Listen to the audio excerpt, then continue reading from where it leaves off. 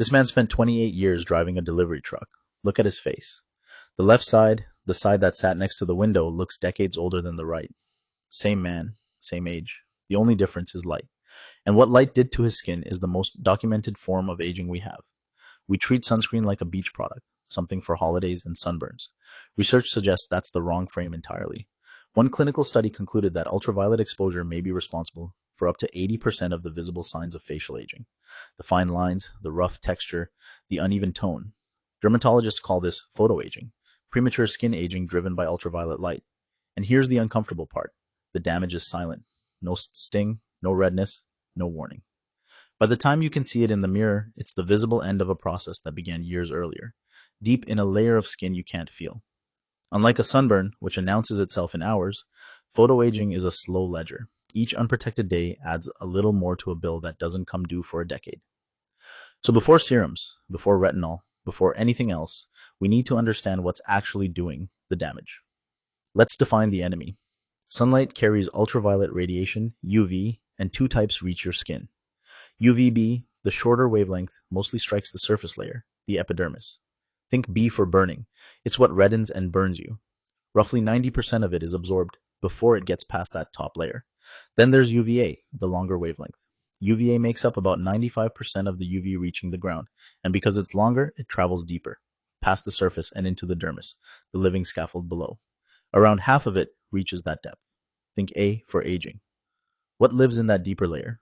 Collagen, the protein that gives skin its firmness, and elastin, which lets it snap back. Together, they're the springs in your mattress, firm, organized, holding the surface taut. Now the mechanism, step by step. When UV hits a skin cell, it generates free radicals, unstable molecules missing an electron, ricocheting through the tissue trying to steal one back. That's oxidative stress. Those free radicals flip a switch, triggering enzymes called matrix metalloproteinases, or MMPs, molecular scissors, whose entire job is to cut collagen apart. Of the many MMPs in skin, only a few are strongly switched on by UV, and one of them makes the very first cut in the collagen fiber.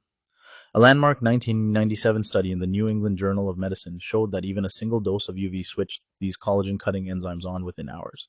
The genetic signal for them rose several thousandfold in a day. Your body isn't defenseless. It carries natural antioxidants that neutralize some of these free radicals before they do harm.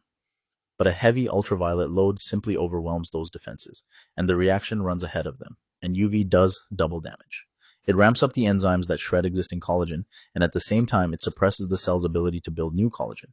Breakdown speeds up while repair slows down.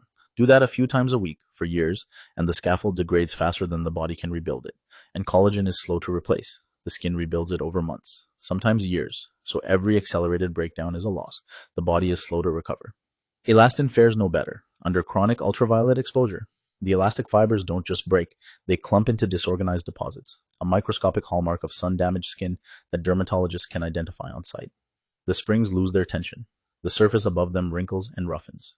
Researchers who study the drivers of aging now rank this kind of sun exposure as the single largest environmental cause of how our skin ages. That's photoaging, not as a metaphor, but as biochemistry. Now, the myths, because they quietly cost people their collagen. Myth 1. A higher SPF is proportionally better. Not really. SPF measures protection against UVB only, and the scale isn't linear.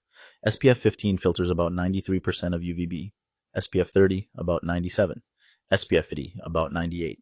Going from 30 to V adds roughly a single percentage point, diminishing returns. The jump that actually matters is from nothing to 30. After that, the curve flattens hard.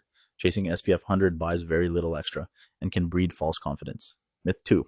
I'm indoors, so I'm fine. Standard window glass absorbs almost all UVB, but it lets at least half of UVA pass straight through. That's exactly why our truck driver aged on one side. Desks by windows, daily commutes, they all count. Myth 3. It's cloudy or it's winter. UVA is present year-round and passes through cloud cover. The word that actually matters on a label is broad spectrum, which, under FDA rules, means it's been tested to help shield against UVA as well as UVB. Here's the gap almost nobody is told about. The SPF on the bottle is measured in a lab using 2 milligrams of product per square centimeter of skin. But research shows that in the real world, people apply only about a quarter to half of that. And because of how the SPF math works, using a quarter of the amount doesn't give you a quarter less protection. Studies suggest it can drop your effective protection down toward a quarter of the labeled number. In plain terms, the SPF 50 in your bag may be performing more like an SPF 15 on your face. The fix the research points to isn't a bigger number, it's more product and reapplication. A single morning application also fades through the day. Rubbing, sweating, and water all carry it away, which is why dermatology guidance is to reapply roughly every 2 hours of real sun exposure. The product isn't permanent in the bottle either.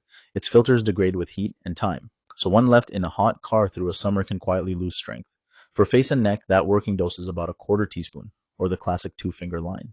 And because no single filter blocks the entire ultraviolet range, broad spectrum coverage applied properly will outprotect any one impressive number applied thinly. The best sunscreen isn't the highest number on the shelf. It's the one you apply generously and apply again. So here's the single takeaway. There's no serum, no supplement, no overnight cream with anywhere near the evidence behind daily, broad-spectrum sun protection. In a 4.5-year randomized trial, the people who used it every day showed no detectable increase in skin aging at all. Everything else in skincare is trying to renovate the building. Daily sun protection is the thing that keeps it standing in the first place. It isn't a beach product. On the evidence, it's the foundation.